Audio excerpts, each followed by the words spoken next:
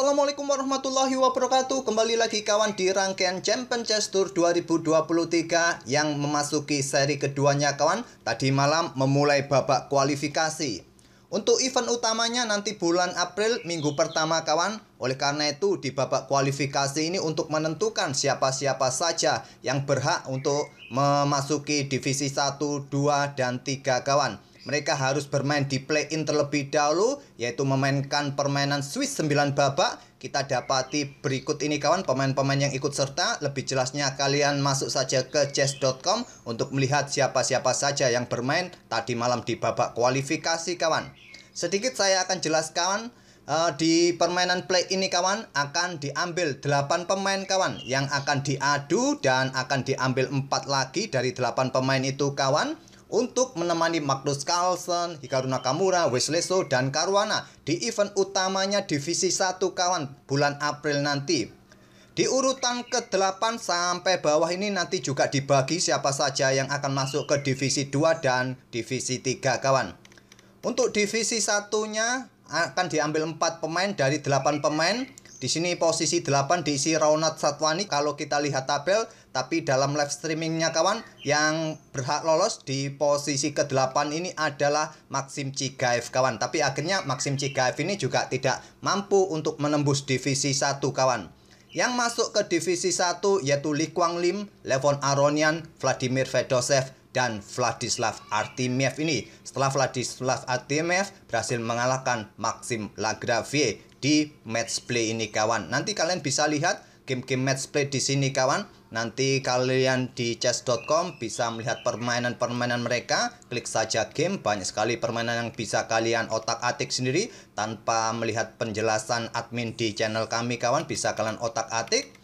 Dan untuk game yang akan kita ulas ini saya ambil 2 game kawan dalam permainan match play antara permainannya Li Guanglim versus Maxim Chigaev pada game pertama, dan juga nanti satu permainan dari Vladimir Fedosev versus Abdusattorov di match play setelah mereka lolos dari tahap permainan Swiss 9 babak. Pertama-tama kita coba lihat permainan Vladimir Fedosev ini terlebih dahulu kawan versus Abdusattorov. Ini merupakan game pertama di match play mereka kawan, dan di sini Abdusattorov pegang hitam dan Vladimir Fedosev mengawali dengan pembukaan Inggris pion C4, dibalas dengan permainan King English oleh Abdusattorov pion E5. Video ini berisikan 2 game kawan, jadi di awal-awal pembukaan untuk video kali ini saya tidak sertakan langkah-langkah alternatifnya seperti apa. Kita langsung saja nikmati permainan kedua pemain. Kuda C3, gajah B4, coba tekan kuda petak C3, ini adalah variasi Kremnik-Sirov counter attack. Dan kuda D5 serang balik gajah kawan, gajah ke C5, kuda F3, dan di sini pion D6 segera mengeluarkan gajah terangnya. Yang paling banyak pada situasi seperti ini dimainkan oleh hitam adalah pion C6 terlebih dahulu kawan untuk usir kuda ini. Setelah kuda kembali ke petak C3 barulah pion D6 ini yang banyak dimainkan. Abdusattorov memilih dengan pion D6 terlebih dahulu. Ini memberikan kesempatan Fedosev bermain dengan pion B4-nya. Gajah mundur ke B6. Sekarang pion D3. Dan kuda E7 tantang Abdusattorov menantang pertukaran kuda. Fedosev memilih kuda sikat gajah B6. Dan di sini diambil balik oleh pion A. Pion G3 lanjut Fedosev mengeluarkan gajah Viajento, gajah terangnya di sayap kanan kawan. Rokade oleh Abdusattorov gajah G2, dan di sini kawan Stockfish menyarankan untuk mencoba bermain dengan pion C6 ataupun pion F6 ataupun pengembangan kuda yang mencoba manuver ke peta A6 kawan. Memilih menterinya ke peta E8. Mungkin coba kontrol peta A4 ini dari ekspansi pion-pion sayap menteri putih kawan. Rokade oleh Fedosev, dan di sini pion ini bagusnya segera diadu kawan karena sudah mendapatkan dukungan dari menteri agar hitam tidak mempunyai pion bertumpuk lama-lama, tapi memilih dengan pion F5.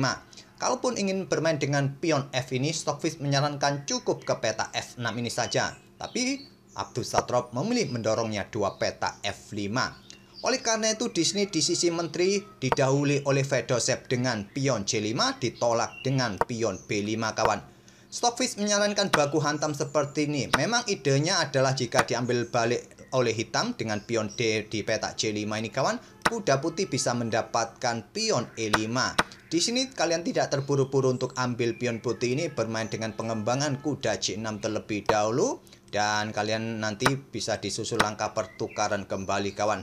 Secara kasat mata konstruksi kedua pemain sama-sama mempunyai pion lemah kawan di sisi atau di sayap menteri ini. Abdus Satrop memilih menutup permainan dengan pion B5, gajah B2 dan pengembangan kuda B berkembang ke C6. Di sini tadi hitam juga disarankan oleh Stockfish untuk bermain dengan pion H6 kawan, atau benteng ini diangkat ke peta A4. Tapi memilih pengembangan kuda B ke peta C6, dimanfaatkan dengan pion C pukul pion D6 lanjut Fedosep, membuka permainan di sisi menteri kawan pion C pukul pion D6, dan sekarang mengadu pion di sisi kiri. Di sini kawan diterima pion B pukul pion A4. Kalau ambil pion putih, Stockfish menyarankan ambil dengan benteng kawan. Benteng pukul benteng diambil balik oleh pion B. Inilah saran dari Stockfish kawan. Memang terlihat masih bisa diambil balik oleh menteri. Tapi memilih mengambil pion A4 dengan pion B. Dan ini memberikan jalan bagi pion B5 untuk usir kuda. Gampanglah pion ini masih bisa diambil nanti. Karena ada benteng, ada menteri di sini, tak perlu dikhawatirkan. Kalaupun didorong masih ada gajah untuk kontrol peta A3. Kuda mundur ke peta D8 kawan, barulah benteng ambil pion A4, dipukul balik oleh benteng hitam, diambil balik oleh menteri. Selanjutnya kuda F7, di sini menteri bergerak ke B3, mengepin kuda jelas kawan. Raja bergeser menghindari pin-pinan, benteng C1 menepati lajur terbuka di sisi kiri di lajur C, menteri D8 dan di sini dijawab dengan langkah kuda D2. Pion F4 tantang Abdus Satrop ditolak dengan langkah pion B6. Jelas kawan untuk dukungan bagi bentengnya kalau ingin menusuk baris ke-7 nanti. Dan di sini kuda G5 jawaban Abdus Satrop. Kuda F3 tantang Fedosep, ditolak Abdus Satrop dengan gajah E6 terlebih dahulu ancam menteri. Menteri pergi ke peta B5 ke peta terang kawan. Kalau Stockfish menyarankan ke petak-petak gelap ini kawan untuk mengantisipasi serangan kembali dari gajah terang yang mungkin saja bergerak ke petak D7. Dan pada posisi ini kawan, langkah yang bagus bagi hitam adalah melakukan pertukaran kuda pukul kuda F3. Setelah diambil balik oleh gajah D7, entah menteri nanti pergi kemana. Dalam permainan seperti ini, seperti yang kalian lihat, permainan masih cukup level kawan. Tapi memang pion ini cukup mengganggu bagi pergerakan benteng, ini juga bisa memberikan ancaman di baris ke-7 kawan. Tapi dengan langkah-langkah presisi, dengan diagram seperti ini, permainan masih cukup menarik untuk tetap dalam posisi yang seimbang kawan. Tapi sayangnya kawan, dalam kontrol waktu yang sebetulnya masih lumayan bagus kawan bagi Abdus Satrop, di sini dia membuat langkah blunder kawan. Dia kurang lebih berpikir selama 1 menit memutuskan langkah kuda D5, dan seperti yang kalian lihat pada posisi ini kawan, putih bisa mendapatkan 1 perwira gratis kawan. Posisi kuda berada di petak terang di diagonal terang panjang kawan. Tentu saja ini dimanfaatkan oleh Fedosep, kuda pukul kuda G5. Open serangan juga pada kuda D5 berikutnya, 1 perwira jatuh kawan. Di sini permainan berlanjut, menteri ambil kuda G5 dan gajah ambil kuda D5. Di posisi ini di langkah ke-25, Abdus Satrop menyerah karena merasa sudah kehilangan 1 perwira kawan. Dan di game keduanya Abdus Satrop kembali kalah. Akhirnya yang lolos untuk nanti bergabung bersama Magnus Carlsen, Caruana, Wesley So ataupun Hikaru Nakamura di event utama divisi utama kawan. Nanti Fedosep inilah yang berhak lolos kawan karena menang 2-0 atas Abdus Satrop di match play. Oke, kita ke game berikutnya kawan, dari partainya Lee Kwang Lim versus Maxim Chigaev. Dan ini merupakan game pertama mereka kawan dari 3 game yang mereka mainkan. Mereka berlanjut sampai Armageddon kawan, game terakhirnya. Di sini Lee Kwang Lim pegang putih mengawali dengan pion D4 kuda F6 dan mereka bermain dengan King's Indian Defense variasi Kramer yang dipilih oleh Lee Kwang Lim dengan pengembangan kuda G ke peta E2. Dan di sini pion E5, pion D5 menolak pertukaran, sangat lumrah dalam permainan King's Indian Defense. Pion H5, pion H4 mencoba bermain di sisi kanan kedua pemain, dan sekarang pion A5 kawan untuk menghentikan laju pion-pion sisi menteri kawan, mengosongkan ruang bagi pengembangan kuda untuk mencapai petak C5 seperti biasanya. Kuda G3 terlebih dahulu untuk mengeluarkan gajah terangnya, kuda A6, gajah E2, dan di sini gajah D7, selanjutnya gajah G5, preset kuda F6 ditantang dengan gajah H6. Diterima oleh Lee Kwang Lim, diambil balik oleh benteng, dan di sini menteri bergerak ke petak D2 untuk ancam benteng. ada opsi rokade panjang ataupun rokade pendek di langkah berikutnya bisa dipilih oleh putih. Tapi dengan mendorong dua petak sekaligus, pion ini kawan cukup rentan dengan adanya discover nanti jika memutuskan rokade pendek. Jadi logisnya adalah rokade panjang akan dipilih oleh putih di langkah berikutnya kawan. Stockfish pun juga menyarankan seperti itu. Rokade panjang pada posisi ini kawan lebih baik. Benteng mundur ke peta H8, rokade panjang oleh Lee Kwang Lim. Menteri ke peta E7, indikasinya juga menyiapkan rokade panjang juga kawan. Dan di sini pion F3 merupakan salah satu pilihan untuk menyolidkan rantai pion kawan. Dari ancaman kedua kuda hitam yang satunya akan lompat ke peta C5 ini. Tapi Lee Kwang Lim memilih dengan menggeser rajanya terlebih dahulu ke peta B1, kuda C5, barulah pion F3. Dan di sini ada opsi kawan. Raja ini menurut Stockfish tidak perlu rokade, tapi bergeser ke peta F8. Memilih dengan pion B6, kuda F1 untuk mencoba manuver dan persiapan untuk mendorong pion G-nya nanti kawan. Menteri bergeser ke F8, kuda E3, dan di sini menteri H6. Selanjutnya benteng D-F1 untuk mendukung lajur F-nya kawan. Pionnya siap untuk didorong diadu nanti mungkin. Kuda G8 masih menunda rokade, padahal ada kesempatan juga untuk mengamankan raja rokade kawan, ataupun bermain dengan pion G5 terlebih dahulu untuk mendahului permainan di sisi kanan. Tapi memilih kudanya mundur ke peta G8, dimanfaatkan dengan pion G4 untuk mengadu pion. Di sini pion F6 merupakan salah satu opsi yang bagus, memilih dengan menterinya bergerak ke F4. Dan gajah D3 ditawarkan pada kuda hitam, tapi tidak berani ambil gajah ini kawan. Maxim menarik mundur menterinya, karena pada posisi ini kawan ada potensi menteri ini terjebak. Pion G5 siap dimainkan, ruang kosong ini bisa diisi oleh kuda dan menteri bisa terjebak. Oleh karena itu menteri lari ke peta H6.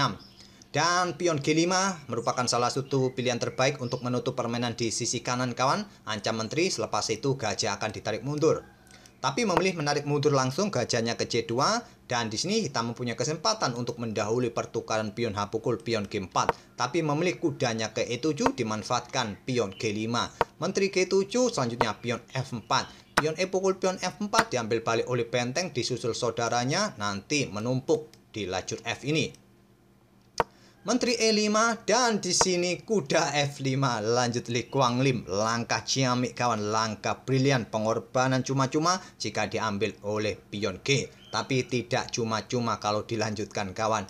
Kalau kalian mau ambil kuda F5 ini sesama kuda saja kawan. Setelah diambil balik menggunakan pion E, rokade merupakan jawaban terbaik. Kalaupun kalian ambil menggunakan pion G, maka pion E pukul pion F5, lajur E ini nanti bisa diisi oleh salah satu benteng untuk menyerang menteri ini kawan. Dan kalau di sini kalian lanjutkan ambil gajah ini, tentu kalau kalian ambil kuda, lajur E akan semakin terbuka, menteri bisa tewas.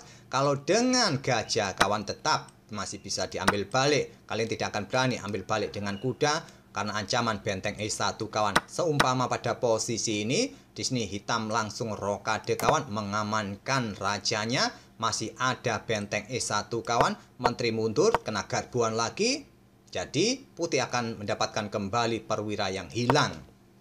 Langkah ciamik, langkah brilian dengan kuda F5 ini tidak berani ambil, menggeser bentengnya ke F8, kuda mundur ke D4, dan di sini gajah G4.